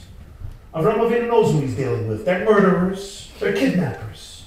So the Gemara in Baba Kama speaks about they take your cloak, your mayayish. And he says it's not talking about listing Yisrael, who will come up for the Shalom Zachar, they'll come for the grist, for more food, you'll catch them. You're talking about listing of the Kechavim. So Avraham Avinu is Yush. You could say this was the divorce. Rambam Hilchas Malachim. Now the record Shabbos says the moment she says Achoisi, enigmatic. He touches a little different. They separate from each other, and he doesn't hope that she's coming back. So it's a real precious. So Mela she's Megurish. So she's not an Ashes Ish. So what do they have to kill Avraham Avinu? Of course, Pari is the Great Salamdan again. He knows the Tzafnas Paneach. He knows the Gemara Mishnah Baba Kama. He knows the Rambam in Hilchas Malachim Pedek Tes. Or at least the Avraham Avinu knows the Rambam. Avraham Avinu knows the Mishnah Baba Kama. So I said, why do they have to kill me? We'll say she's my sister. She'll say she's my sister. That means she doesn't want to be my wife. She's not my wife. They'll take her away and it's precious. This Yush. She's taking out my wife. So I don't have to, I won't die. Why do they have to kill me? Is that the pshat? It's still disgusting to take somebody's wife. Even though it's not an Ashes Ish. When she really didn't choose to get divorced. It's still disgusting. It's still horrible. Even though halachically you found your loophole. It's horrible. So Paro is going to rather kill him than to do something that's disgusting every day many times. Mikan, sheshoichet l'chayla b'Shabbos. Ay bazay, you could check for chayla b'Shabbos. This is a missa and this is a lav. By Pali it's the same thing. It's not missa versus missa. It wasn't shvichas damim versus eishes ish. It was shvichas damim either versus bia shaloi kedarka or shvichas damim versus regular bia, but not with an eishes ish. But in a way that it's still mechur adama, like Ksav said, it's still ugly. He finishes the letter Ze'ater Ra'isi b'Torah Shlema. After writing this, I opened the Torah Shlema. Torah Shlema is the brilliant compilation of Rav Kasher, where he gathered all of the Maimorei Chazal of Torah Shabbal Peh to the Psukim. So I looked at the Torah Shlema, Parshas Lech Lecha, Eis Kuf Mem Hei, Shehevi Medrash Anal B'Shei Medrash Pliya.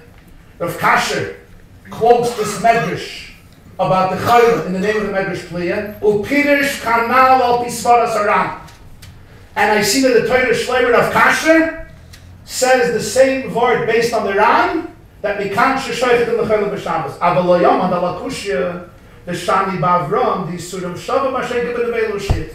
But the Shleimer, they take it a step further, they have a big problem, because the comparison is inaccurate, because over there the Isser is Shavah, Mashayim by an Avela and a Shchit. This is Al Derech HaHalach. Now the question is if we should continue. Yes. Huh? Yeah.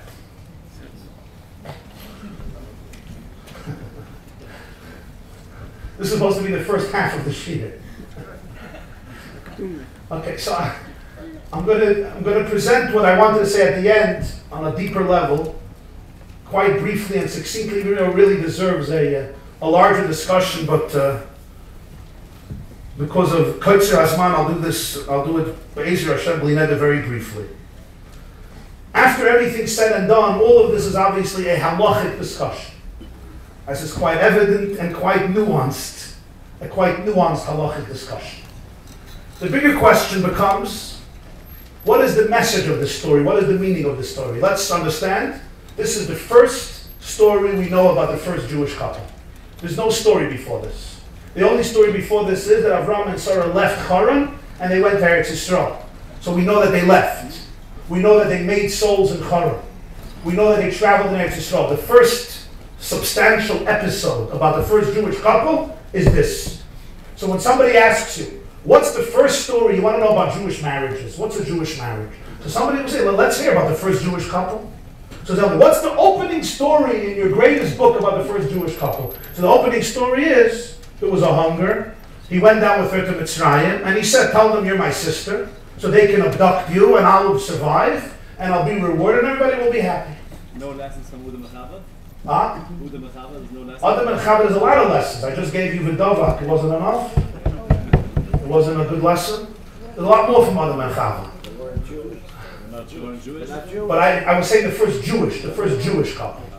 But other than Chava, there are plenty of lessons. Apparently, they were a very happy couple. They were separated for 130 years, maybe. That's what the Gemara says in Eruvin. Kuf Lamed Shana, they were separated.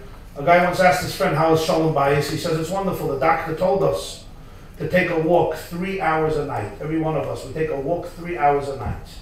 From 6 o'clock till 9 o'clock every night. I do it Sunday, Tuesday, and Thursday, and she does it Monday, Wednesday, and Friday, and everything is perfect. Okay, fine, so you have that. But we're talking here about the first Jewish couple. What is there a deeper meaning? Like, this is the story. Avraham Avinu basically sacrifices his life. The Zohar justifies it, that he trusted her spiritually more than he trusted himself, in terms of the protection that she has. What is the message behind this story? Why does the Torah tell it to us? What's the moral of the story? What can we learn from it about our marriages? So this whole Torah that we spoke about, also applies on a spiritual level. So we'll do this very briefly. The Balatanya writes, the Alter Rebbe writes in Likutei Torah and other of his Svarim, that there are two types of relationships.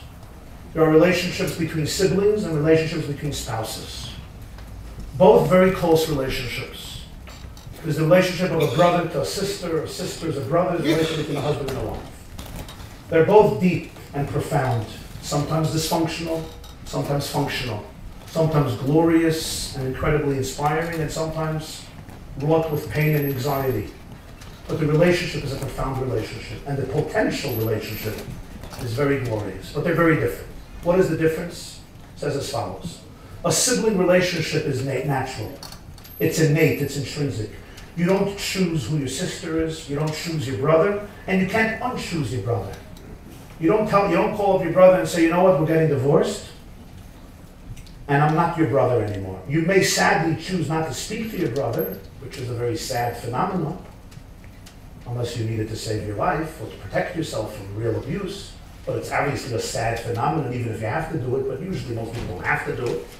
They do it because of ego or insecurity or pain or resentment or whatever it is. But nothing will help. I'm still your brother, I'm still your sister, I'm still your sibling, even if we have deep issues. In other words, we don't choose the relationship. I don't choose the relationship, I cannot destroy the relationship. I can destroy the functionality of the relationship, but I can't destroy the essential relationship. We share DNA. We share genetics. We both ran around without many garments in our mother's homes as little babies, killing each other, fighting with each other, fighting over the candy and the lollipops and the snacks. We remain siblings. With a spouse, it's not that way. You're not born with your spouse. You choose your spouse. On the contrary, one is not allowed to marry a sibling. Famous whole Torah of the Maharal. Why? Wouldn't it make sense for brothers to marry sisters? Obviously, they have the Jacobson. Same shtick. Dealt with the same parents. They know each other. It should have made sense. But we know it doesn't work that way. It's forbidden. We choose a relationship with somebody who's outside. Somebody who is not part of us. There's no intrinsic relationship. And that's why the relationship can dissolve. You chose it, and the wife or the husband can choose to unchoose it. Did I just make up a word? Probably, right? You can choose to leave the relationship, and the relationship is finished. Once it's a Sefer Christus, obviously there's still a connection because you were once married, and especially if there's children, but nonetheless, legally and spiritually, you're not connected. People move on their own ways. That's one difference. There's another difference. The relationship of siblings is usually placid. It's calm, it's tranquil. It's not explosive. The relationship between spouses is much more passionate. There's electricity, there's romance. It can sometimes be nuclear energy between a couple. I should say positive and sometimes not so positive. It's not a calm, neutral relationship. It's a brent fire, there's a fire there. The Gemara says this is site to Ish v'Isha zachu afidzayin. Ish v'Isha zachu shchina shriya b'neihem. Yud and Hey come together, and if you take out the Yud and the Hey, what are you left with? You're left with Ish. You're left with fire. And as Rabbi puts it there, and her fire is a lot worse than this fire. Because by him, the Yud is between the Aleph and the Shin, and by her, the Hey is after the Aleph and the Shin. In other words, you're dealing with a passionate relationship by definition. And the two differences are connected to each other. With a sibling, I take the relationship for granted. There's no drama involved. It's not a novel idea. It's part of me. My brother and sister, they're part of me. We essentially part of one etzem, one essence. And therefore the relationship is much more quiet, it's tranquil. It's just like, it's family, it's mishpacha. It's mishpacha, family, you just go back to family. It's almost like cruise control very often. Your brother, your sister, Shalom Zacha, you go next. Try make a Baruch Shabbatrani, you leave as fast as possible, but sometimes it's just in cruise control. With a spouse, you can love your spouse, you can hate your spouse. You can't ignore your spouse. Some men try to, but it doesn't work. You can't ignore. There's a fire, there's a passion. Why? Because it's new, it's creative, it's a davar chadash. It's always dramatic. You never fully understand your spouse. People that be married 20, 30, 40 years, wives can understand husbands a little bit. Husbands, when it comes to wives, are usually clueless. You never really get it. You never really comprehend it. There's always something mysterious. There's always a secret. And that's how it's supposed to be, nothing wrong. So it's two models of a relationship. Come now to this story and you'll see a story. Vayhi Rav ba'aretz. there's a hunger.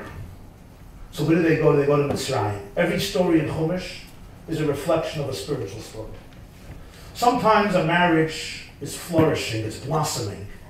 It's full of plenty and prosperity. There is affection, there is splendor, there is connection, there's trust, there's loyalty, there's fun, there's creativity, there's happiness. There's a dynamic energy in the home. And then sometimes there's a rav, there's a hunger. And a husband and a wife are starving. They're starving for an energy and it's not there. And they turn to each other and they say, 17 years ago things were so beautiful. Or 5 years ago, or 20 years ago. Whence the inspiration? Whence the passion? Where did it all go? Where did it all disappear to? What happened? And they end up in Mitzrayim. Mitzrayim, the Midrash says, is Meloshin Meitzar. Mitzrayim comes from the word Meitzar. You know what Meitzar means? Restrictions. Narrow straits. When you're in your house, but you're like this. People are wearing bullet vests in their own house. There are walls everywhere. There's no openness. There's no flow of energy. People are hiding their text messages from each other, sometimes to that extreme. There's a lack of trust, and there's contention, there's arguments, there's almost no beauty. Sometimes you come into a house and you feel energy. If you feel energy, probably the women know what I'm talking about. You come into a house and you feel a pleasant energy. Sometimes you come into a house and you're like, this is not the place where you want to hang out. And you feel bad for the people who are there for many years. Sometimes you wake up in the morning and you look at the person in the room and you say, wow, I can't thank you, Hashem, enough. And sometimes you wake up in the morning and you look at the person in the room and you're like, there are 7 billion people in the world. Why did I have to end up with this shlomil, shlomazel, all the other nice adjectives you have in your mind? Somebody once asked a couple, how was Shalom Bayis? So he said, when we got engaged, she thought I was brilliant. So she let me doing all the talking and I did all the listening. And then we got married, she decided I was an idiot. So it changed. She started to do all the talking and I started to do all the listening. The guy says, and now? He says, now 10 years later, we both do all the talking and the neighbors do all of the listening. Okay, so you have a situation here. There's the old story about a woman who got up at her 50th wedding anniversary and she said that I want to make a toast to myself for sticking it out with him for 50 years. And I want to tell you though that the 50 years of our marriage felt like 2 days. People were impressed. A Jewish wife after 50 years, not only is she on speaking terms with her husband, but apparently the marriage was so romantic that it just felt like 2 days, The Pasuk says, "Vayiyu be'einav ki yomim achodim ba'ahavosei ois." So there was one nudnik in the crowd and he says, why do you say it felt like 2 days? Why don't you say it felt like 1 day? I told you he was a nudnik. So she says, because our marriage for 50 years felt like 2 days. Tisha B'Av and Yom Kippur. That's what it felt like. So by Yirav Baritz, you have a hunger and you end up in Mitzrayim and there's a lot of boundaries and restrictions and nobody's open. And that's the moment when a relationship is bent on destruction. Especially if there is suspicion, especially if there's grievance, especially the lack of communication. And here we come to a moide dictator from the Baal Shem Tov. Avraham looks at Sarah and he says, Hine no yodati ki isha yefas maraat. I just know, I found out. I'm aware that you're beautiful. Asks Rashi, really? You've been married to this lady for many years. Hine no yodati. I know now? So Rashi gives 3 different interpretations struggling with the question. How do you say this? Hine no yodati. But you know what the Baal Shem Tov says? Baal Shem Tov says that when Avraham came close to Mitzrayim, the energy of the place affected him, and his relationship was compromised. Now this is a very subtle idea, and I'm going to say it very briefly. You have to have a little background in the teachings of the Baal Shem Tov, but I want you just to get the point. The Baal Shem Tov said as follows, Avraham always knew that Sarah was beautiful.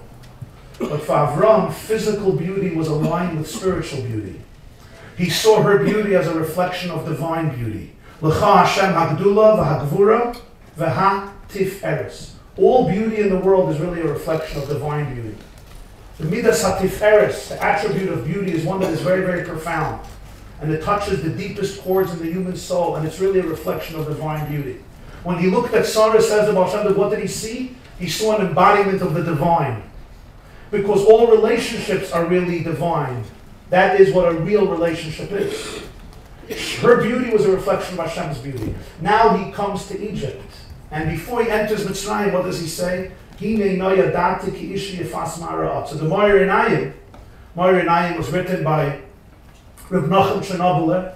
It's studied a lot by Skverer Hasidim, because they come from Chernobyl, the Turskis, and studied by all people who study Moira Enayim, which is one of the classic Hasidic works.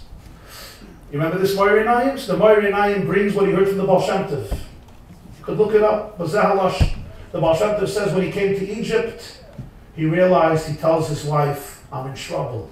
You know why? Because I see you as a physical object. I don't see you anymore as a divine piece of beauty. Before, I saw your beauty as an extension of Hashem's beauty. In other words, Avraham saw Sarah's beauty in its full depth, and therefore the connection could be fully deep. But now her physicality was divorced in his mind from her soul, and he knew that the relationship is in trouble. In our world, how I would translate this is, there's a moment when the relationship is not as powerful as it could be. Whatever that means in your life. What do? So Avraham told Sarah a message, and this is probably maybe one of the most important messages for couples for eternity. And that's why it's the first story about the first Jewish couple. It's maybe one of the key stories. Avraham turns it to Sarah, and in the spiritual story he tells her, Imri na achaisiyat. At this moment, you have to become my sister, and I'm going to become your brother. I know we cannot be husband and wife anymore, but we could still be siblings. What's unique about siblings is you're there for your sibling even if you're not passionate and romantic about it. If my sister calls me up 3 o'clock in the morning and she says, why? I'm stuck on the FDR and I can't find anybody to help me. And my husband is on whatever, my husband is wherever he is. Please come. And it's 3 in the morning, I'm exhausted. And I have a Shia 5:30. So I'm really exhausted at 3:30. And what do? I don't think to myself, oh, I'm crazy about my sister. And I want my sister to give me attention. And I want to spend time with my sister. And I'm just head and shoulders over my sister. I don't think that. My sister is beautiful, but it's not what goes through my mind. What I do think is, it's my sister. She needs help. You get out of bed and you go help her. But you're not emotional, you're not passionate, you're not in a state of love. Okay. But there's loyalty. She's your sister. He's your brother. You're there for your sister and your brother. You feel it? Great. You don't feel it? Tough luck. You're there. And it's a relationship that never ceases. You don't choose it. It's part of who you are. You're there for a brother and a sister. You're there for yourself. You're there for your child. There may be issues. There may be complex issues, but you're there for them. So the Zohar says, and by Youre, Shimon said, that a husband and a wife are 2 halves of one soul. In other words, we're not only spouses, we're also brothers and sisters. We're connected by definition of soul. So Avraham Avinu tells Sarah, when you're in Egypt and you're starving, at this moment you become my sister, I become your brother. Or in the words of the Baal Shem Tov, achos is from the word ichui. You know what ichui means? You have in the Gemara Shabbos. Ichui ha-Alexandris, the Alexandrian knot. Achos is from the word knot, because you're knotted by birth. It's not like a marriage where you become knotted by choice. Here you're knotted by birth. The Rebbeinu Shalom knotted you together. You share DNA. Emar lechachma, Shlomo Melech says, Emar lechachma chaysiyat. Sometimes you have to turn to chachma and say, you're my sister. Avraham says we have to connect to chachma. We have to connect to our core soul, which is chachma, where we're one. We may not be experiencing the full passion of the relationship, but we have to know that the relationship is as powerful as ever, even though it's going through a downer. It's going through a low. Don't give up on it.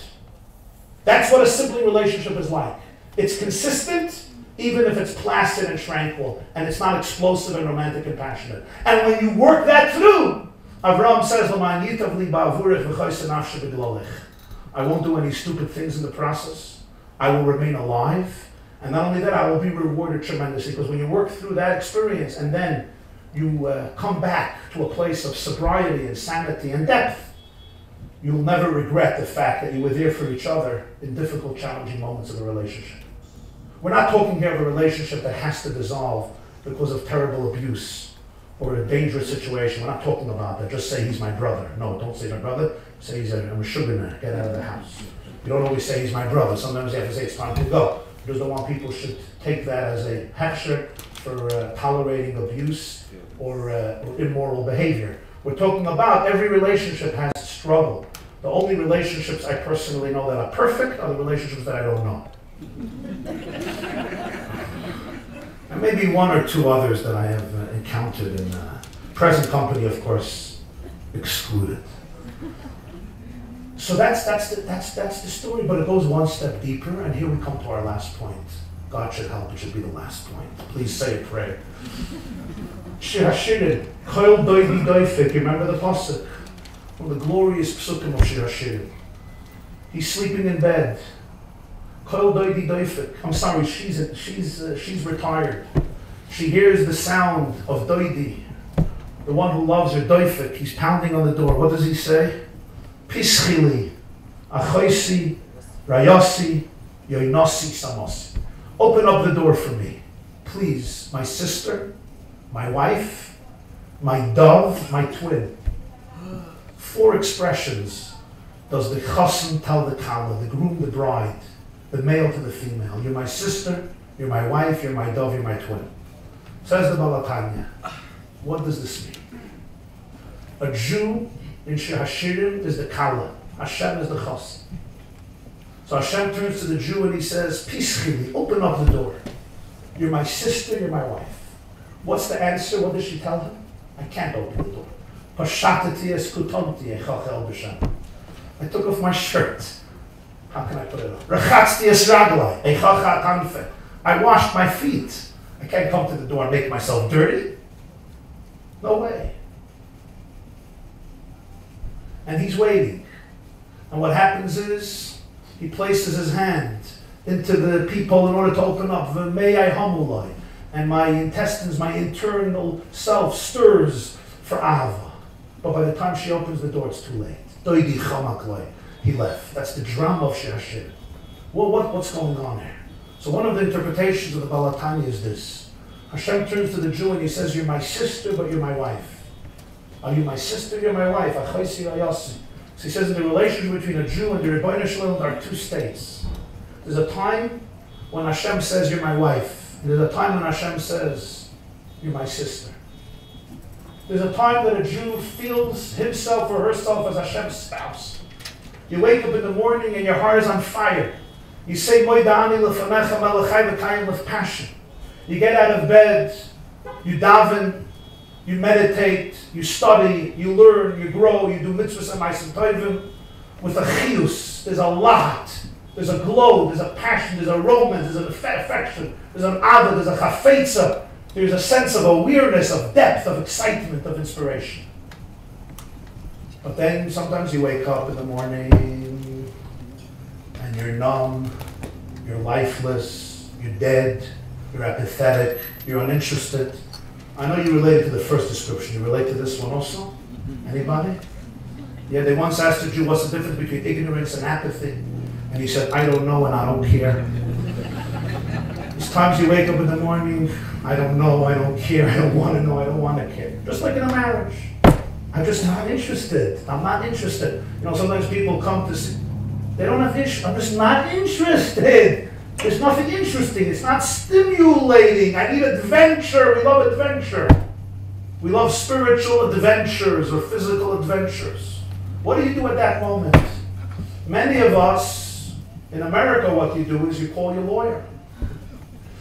But Avraham Avinu says, no. Imri na choisiyot. Now you have to discover that you're also Hashem's sister. A sister means there's no such a thing that you're disconnected. You may say you're disconnected. You're not disconnected. You're divine. You're as holy as ever. Just because you don't feel holy doesn't mean you're not holy. And this is a different paradigm. For some people, they believe what makes a Jew holy is that he feels holy. She feels holy. You experience deduce. That's not the case.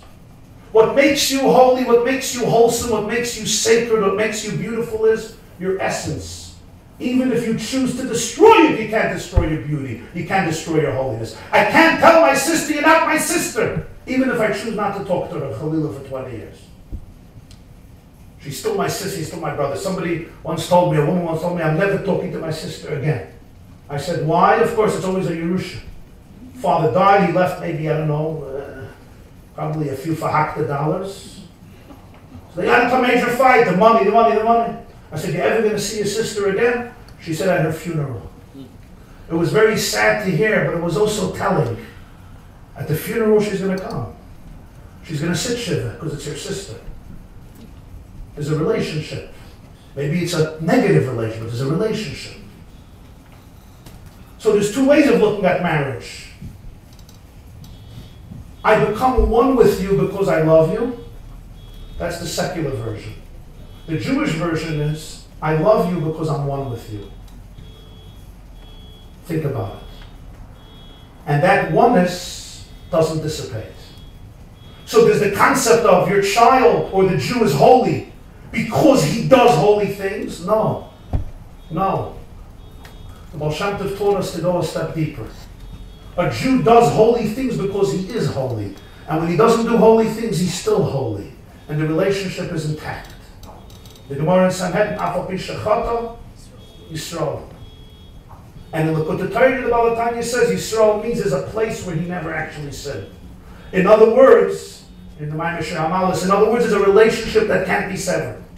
So Avraham and Sarah, who are the paradigm of the Chassid and the Kala, Kadosh Baruch Hu and Knesset Yisrael, the first story about them is, you're going to end up in Egypt, you're going to end up in Mitzrayim, and there's going to be a moment of tremendous hunger and famine for inspiration. And at that moment, don't run away. Imri Noah Choisiyot. At this moment, you're going to say that you're my sister, and I'm going to say you're my brother. And therefore, even though we'll end up in different spaces, the relationship will not only remain intact, but it will grow tremendously. Now, come back to the Midrash Kliya. Imri Noah Choisiyot. Why? Because you're always connected, no matter your moods or your feelings, no matter even your behavior.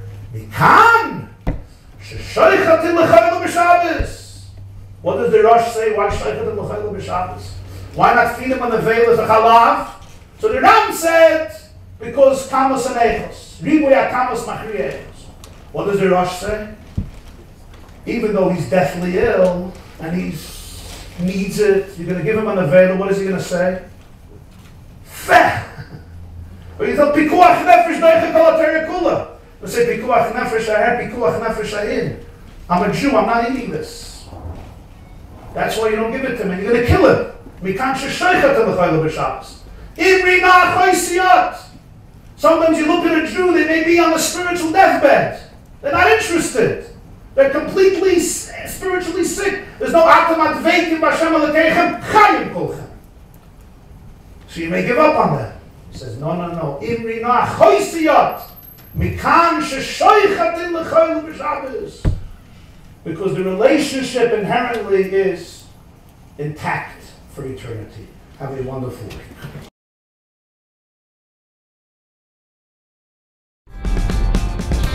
This class is brought to you by theyeshiva.net.